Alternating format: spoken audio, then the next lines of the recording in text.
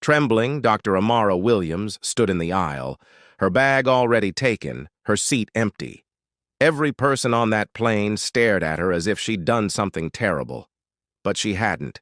She'd just finished a 14-hour shift, saving a child's life. She was a doctor, exhausted, wearing scrubs under her coat. Yet the flight attendant's voice was cold, sharp, and final. "Ma'am, you need to leave the aircraft, now!" "I have a ticket," Amara's voice cracked.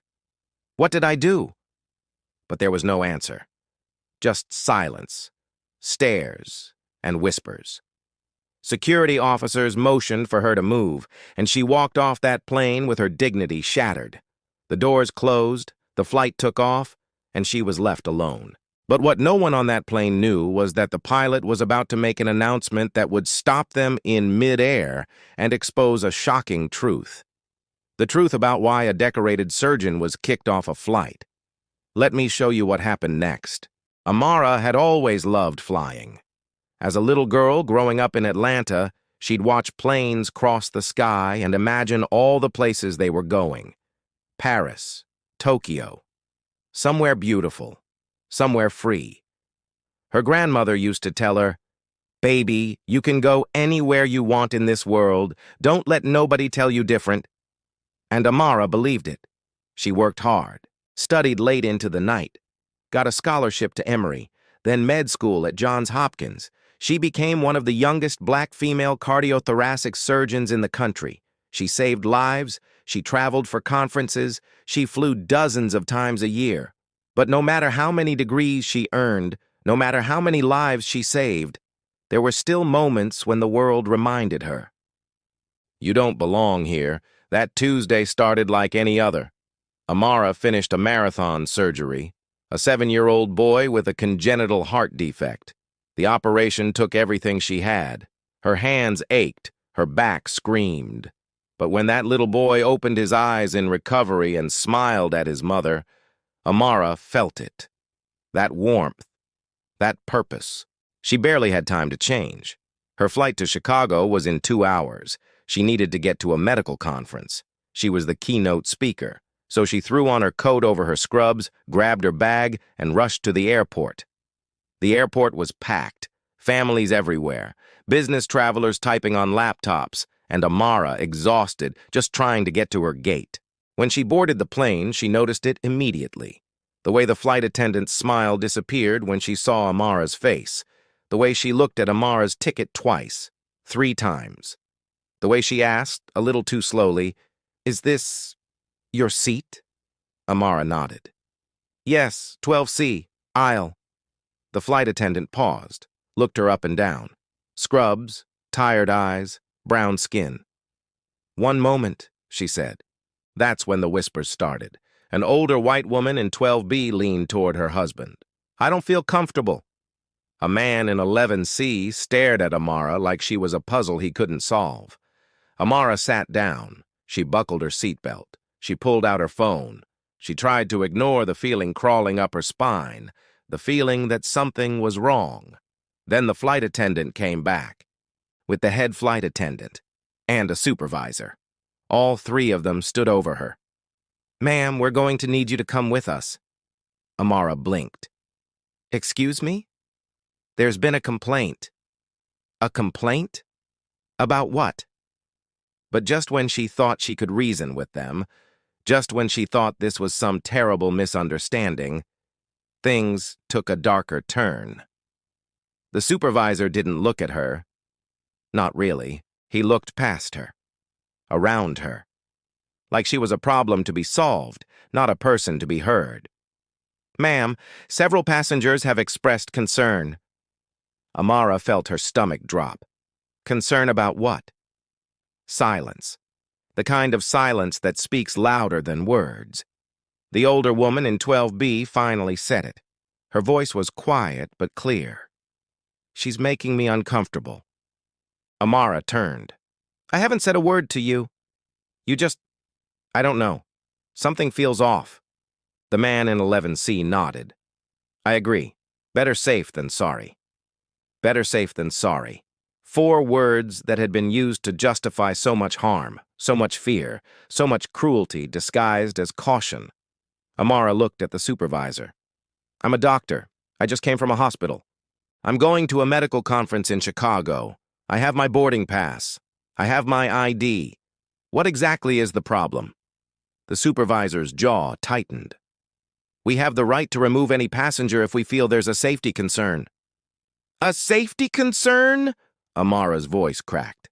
"I'm sitting here minding my own business. I'm not drunk. I'm not yelling. I'm not threatening anyone. What am I doing that's unsafe?" No answer. Just more stares. The flight attendant leaned in. "Ma'am, you're creating a disturbance." "I'm creating a disturbance by existing?" The words hung in the air, and in that moment Amara realized what was happening. This wasn't about safety. This wasn't about policy. This was about fear. The kind of fear that sees a black woman in scrubs and assumes threat. The kind of fear that sees exhaustion and reads aggression. The kind of fear that asks, without asking, "What are you doing here?" Amara's hands shook. She wanted to scream. She wanted to cry. She wanted to demand answers, demand justice, demand that someone see her as human. But she also knew how this worked. If she raised her voice, they'd call her aggressive. If she argued, they'd call security faster. If she cried, they'd say she was unstable.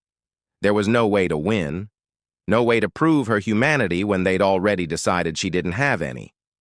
So she stood up, slowly, her bag in one hand, her dignity barely held together in the other. "I'll go," she said quietly. The supervisor nodded. "Thank you for your cooperation." But here's what broke Amara's heart more than anything. As she walked down the aisle, not a single person spoke up, not one. They all watched. Some looked away. Some recorded on their phones. But no one said, "Wait, this isn't right." No one said, "She didn't do anything." No one stood between her and that door. She was alone, completely alone. Security met her at the gate. They were polite but firm. They asked for her ID. They asked where she was going. They asked why she was wearing scrubs. She answered every question. "I'm a surgeon. I just finished a procedure. I'm going to a conference." One officer glanced at her ID. Dr. Amara Williams. He looked at her scrubs. He looked at her face. And for just a second, Amara saw something flicker in his eyes. Doubt. Not about her. About them. "Ma'am, I'm sorry," he said quietly. "But we can't let you back on." Amara nodded. She didn't have the energy to fight anymore. She sat down in the terminal, alone, watching through the window as the plane, her plane, pulled away from the gate. She missed her keynote speech. She missed the conference. She missed her chance to share research that could save lives, all because someone looked at her and decided she was dangerous. But if you think that was heartbreaking, wait until you see what came next. Amara didn't move for 20 minutes. She just sat there, staring at nothing, feeling everything. Shame, anger, exhaustion. The kind of deep, bone-tired exhaustion that comes from constantly having to prove you belong, from constantly being seen as less than, from carrying the weight of other people's fear and prejudice on your shoulders every single day. Her phone buzzed. Text from her mom. "Safe flight, baby. Love you." Amara's throat tightened. She couldn't respond. Not yet. What would she even say?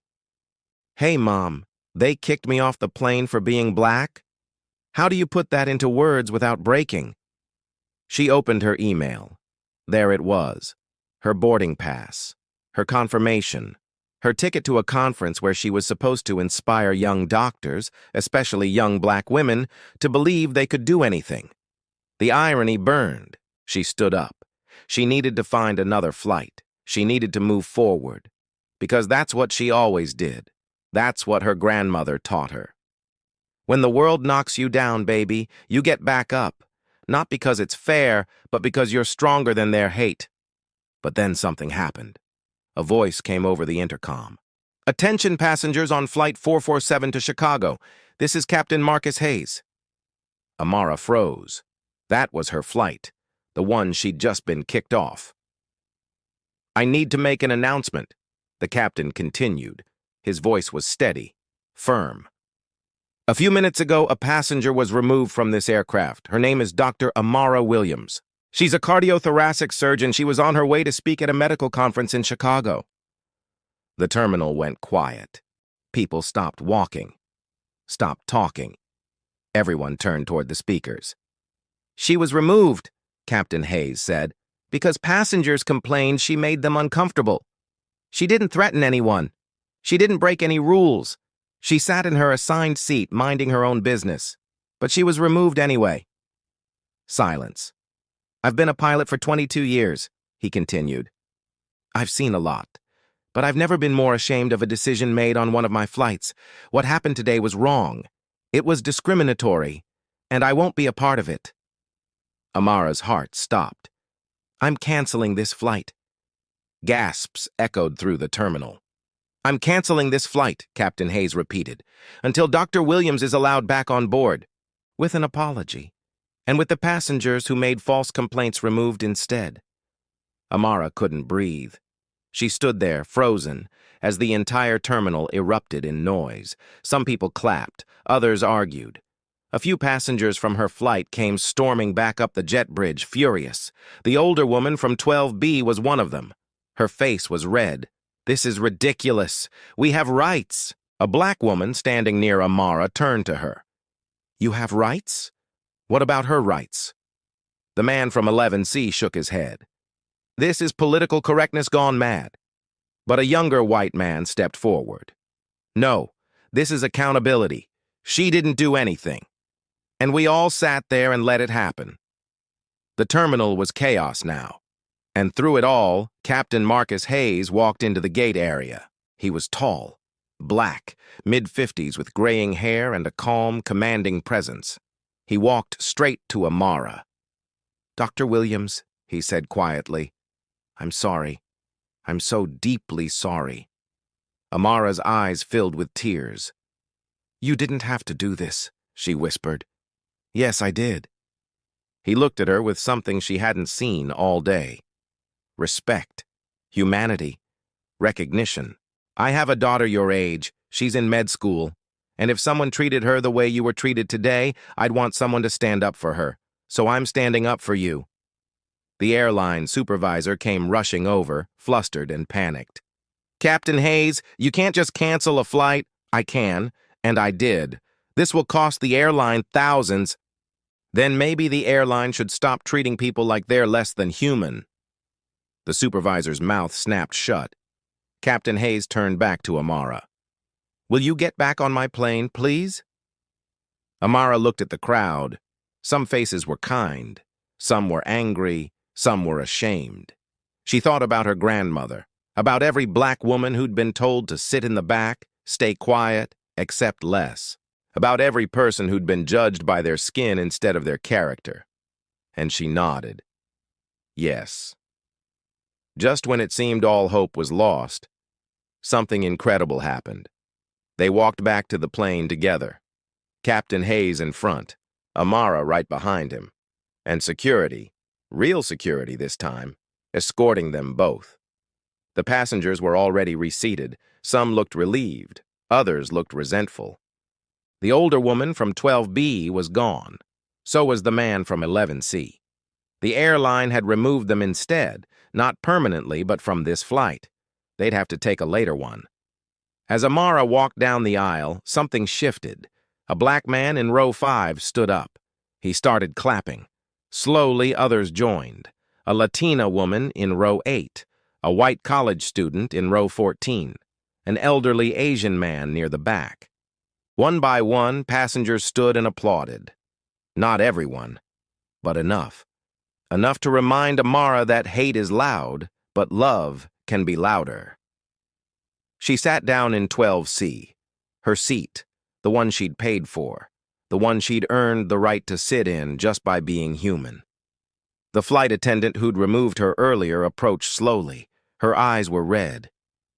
Dr. Williams, I'm sorry. I should have questioned it. I should have stood up for you. I didn't, and I'm ashamed. Amara looked at her for a long moment. She could have said nothing, could have let the anger burn, could have made her feel the pain she'd caused. But Amara was exhausted, and more than that, she was wise. Wise enough to know that hurt people, that fear is taught, that sometimes the most powerful thing you can do is show someone what grace looks like.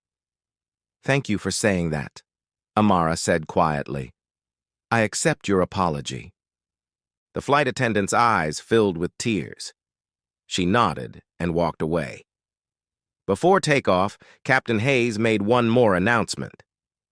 "Ladies and gentlemen, thank you for your patience. I want to be clear about something. What happened today should never happen to anyone. Dr. Williams did nothing wrong. She was profiled. She was discriminated against. And every single one of us who sat silent while it happened shares responsibility." The plane was dead quiet.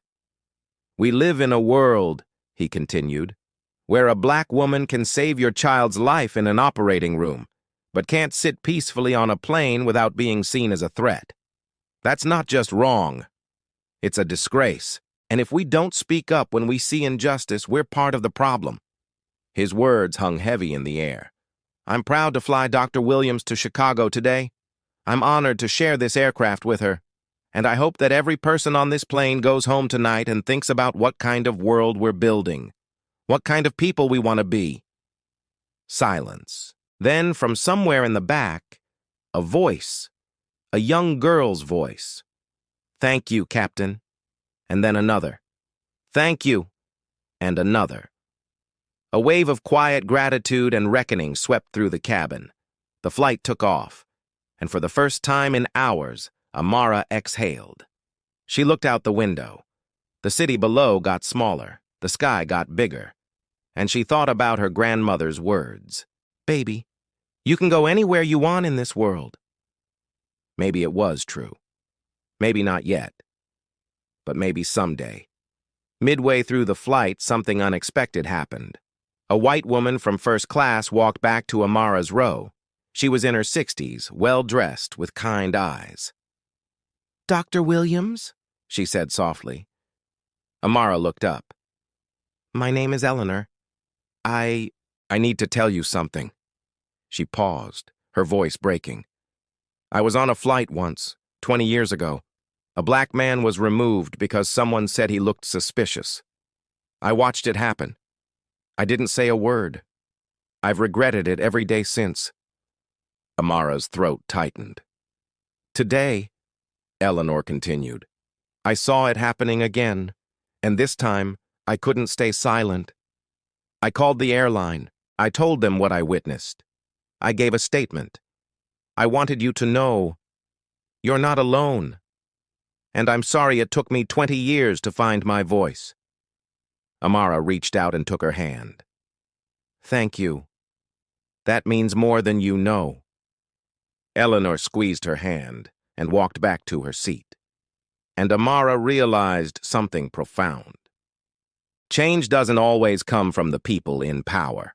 Sometimes it comes from the people who finally decide they've been silent long enough. Sometimes it comes from one person saying, "Not today, not on my watch." Sometimes it comes from a pilot who cancels a flight. Sometimes it comes from a stranger who finds her voice. Sometimes it comes from choosing courage over comfort. When the plane landed in Chicago, something beautiful happened. Passengers waited. They let Amara exit first. It wasn't policy. It wasn't required. It was respect. It was humanity. It was an entire plane of people saying, without words, "We see you. We're sorry. You matter." Amara walked through O'Hare Airport with tears in her eyes and hope in her heart. She made it to her conference, 3 hours late, but she made it. And when she stood on that stage and told her story, when she looked out at the audience of young doctors, black, brown, white, Asian, every shade of humanity, and said, "Don't let the world make you small. Don't let hate win. Keep showing up. Keep taking up space. Keep being brilliant even when they can't see it yet." The room erupted in applause, because they understood they'd lived it too. So what does all this mean for us today? This story isn't just about one flight. It's about every moment when someone is judged before they're known. Every time fear masquerades as safety. Every time silence becomes complicity. Think about it. How many times have you watched something wrong happen and said nothing? How many times have you seen someone treated unfairly and looked away because it was easier, safer, less complicated? We all have. That's the truth we don't want to face. That's the uncomfortable reality. We're not just the victims in these stories. Sometimes we're the bystanders. Sometimes we're the ones who let it happen. But here's the thing about being human. We can change. Eleanor did. That white woman who stayed silent 20 years ago found her voice. The flight attendant who made the wrong call apologized. The passengers who applauded showed that solidarity matters. Change is possible. But it requires something from us. It requires us to get uncomfortable. Dr. Amara Williams could have been any of us. She could have been your mother, your sister, your daughter. She could have been you. She was educated, accomplished, exhausted from saving a child's life, and still she was seen as a threat. Why? Because bias doesn't care about your resume. Prejudice doesn't check your credentials. Racism sees skin color first and humanity second. And until we all, every single one of us, decide that's unacceptable, it will keep happening. Captain Marcus Hayes understood something powerful that day. He understood that silence is a choice, that inaction is an action, that when you have power and you see injustice, you have a moral obligation to use that power.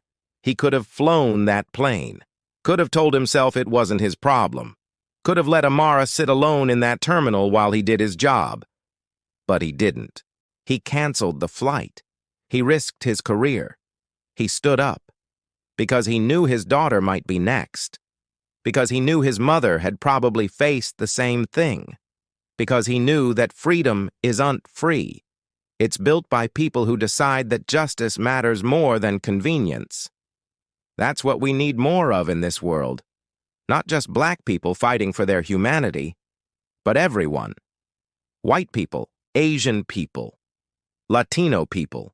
Everyone saying, this isn't right, and I won't be part of it. Because racism isn't a black problem. It's a human problem, and it requires a human solution. Think about the passengers who complained about Amara. They weren't monsters. They probably considered themselves good people. They probably had black friends. They probably said they weren't racist. But when they looked at Amara, tired, in scrubs, minding her own business, they felt fear. And they acted on it. That's how bias works. It's not always burning crosses and racial slurs. Sometimes it's quieter.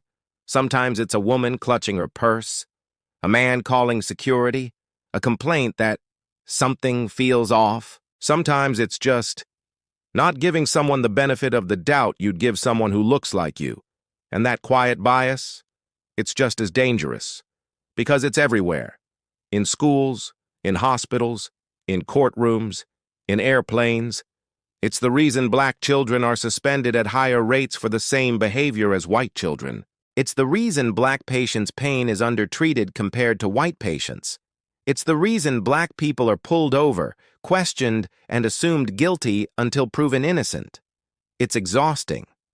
Imagine waking up every day knowing that no matter how hard you work, how much you achieve, how good you are, someone will still look at you and see a threat. Someone will still question whether you belong. That's what Amara lived with. That's what millions of black people live with every single day. But here's what gives me hope. The applause.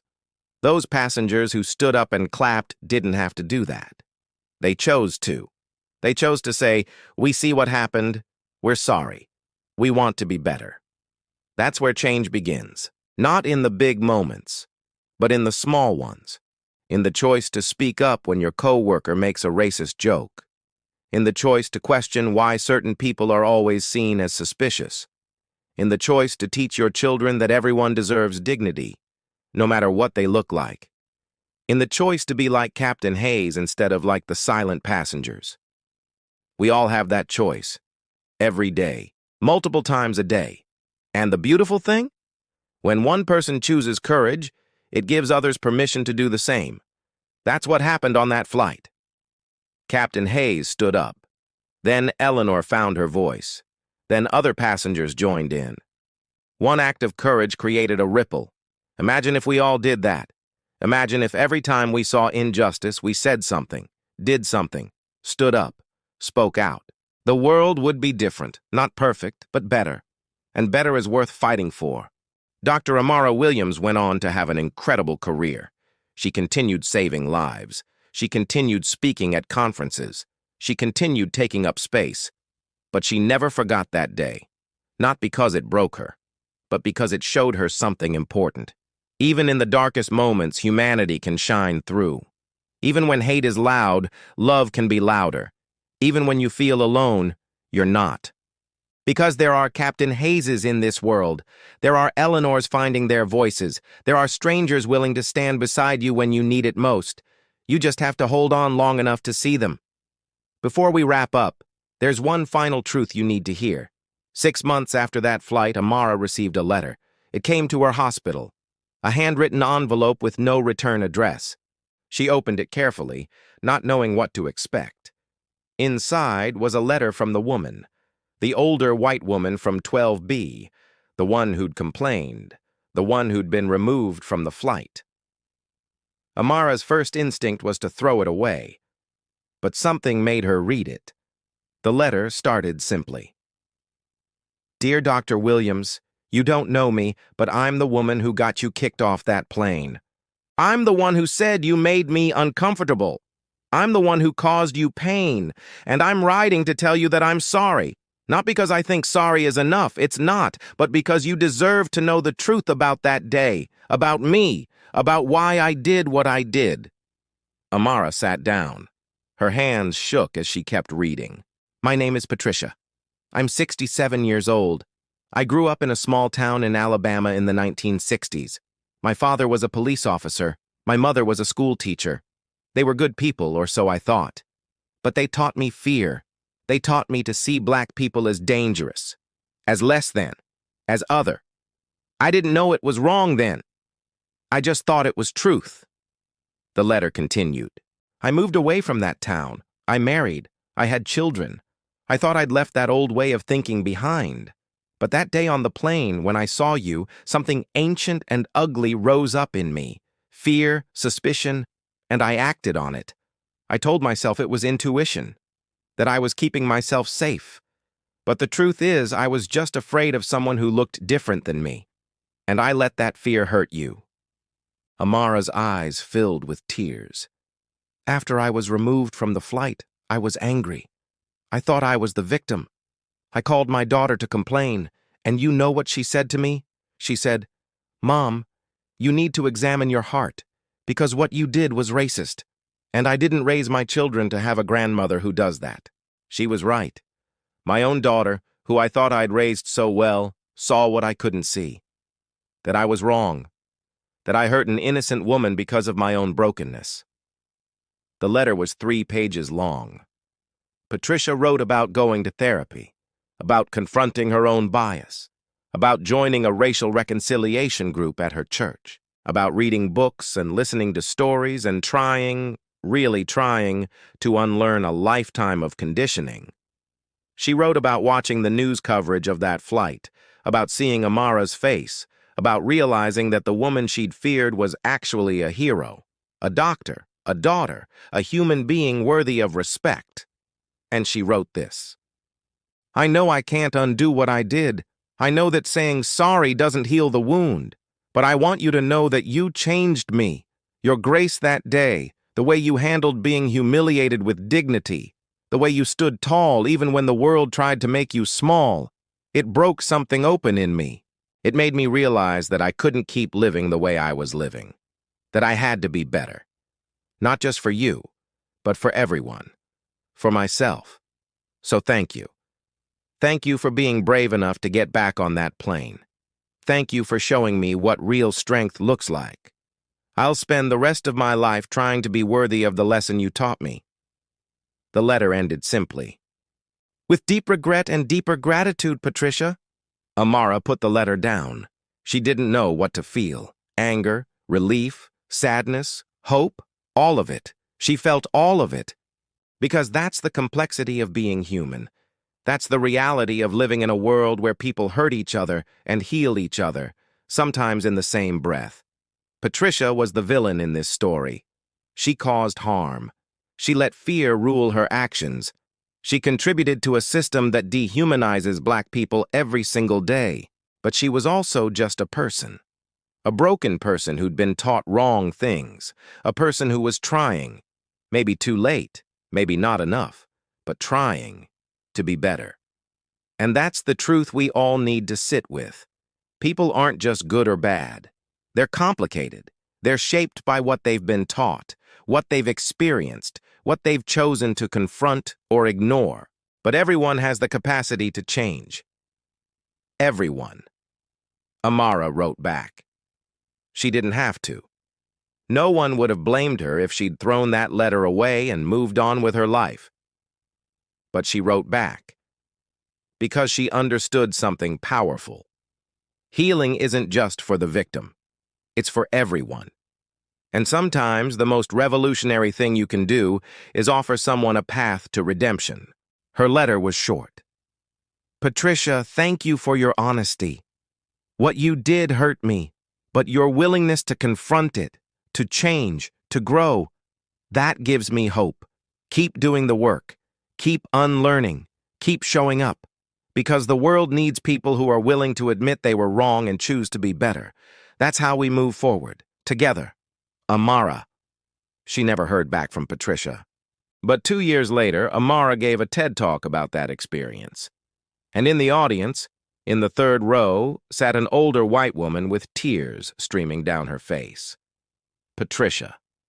She'd flown across the country to hear Amara speak, to witness what her life had become, to sit in the presence of the woman she'd wronged and see, with her own eyes, that Amara was thriving.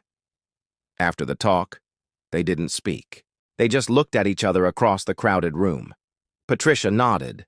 Amara nodded back. And that was enough. Because some stories don't end with a neat bow.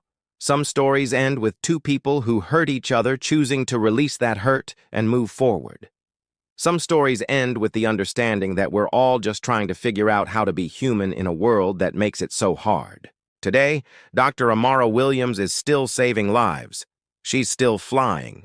She's still taking up space. She's still refusing to be made small. And Captain Marcus Hayes, he's still flying too. Still speaking up, still showing his crew and his passengers what it looks like to choose courage over comfort. The flight attendant who removed Amara transferred to a different airline, but before she left, she volunteered to lead diversity training for her co-workers. She uses her story, her mistake, to teach others not to make the same one. And Eleanor, the woman who finally found her voice, she started a non-profit that trains bystanders to intervene when they witness discrimination. She calls it Not on My Watch, and it's changing lives. Because here's the final truth. One moment of injustice can spark a lifetime of change. One act of courage can inspire thousands more. One person standing up can shift the entire direction of the world. You don't have to be a pilot. You don't have to be a doctor. You don't have to be extraordinary. You just have to be willing. Willing to speak up. Willing to stand beside someone who needs it. Willing to examine your own heart and do the hard work of becoming better. That's how we change the world. Not with grand gestures, but with small, brave choices made by ordinary people who decide that love is stronger than fear. That's what Amara taught us. That's what Captain Hayes taught us. That's what even Patricia, in her brokenness and her growth, taught us. We're all capable of harm, but we're all capable of healing too. The question is, which will we choose? Because sometimes the hardest stories are the ones that heal us all. And this story, it's not just Amara's, it's ours. All of ours. So the next time you're on a plane, in a meeting, in a store, and you see someone being treated unfairly, speak up, stand up, show up. Be the person you needed when you were alone. Be the Captain Hayes. Be the Eleanor. Because the world is watching, and your choice, right now, in this moment, might be the thing that changes everything for someone else, just like it did for Amara, just like it can for all of us. That's the power we have. That's the responsibility we carry. That's the hope we hold. Let's use it. Because every single one of us belongs in this world, on that plane, in that seat. And it's time we started acting like it.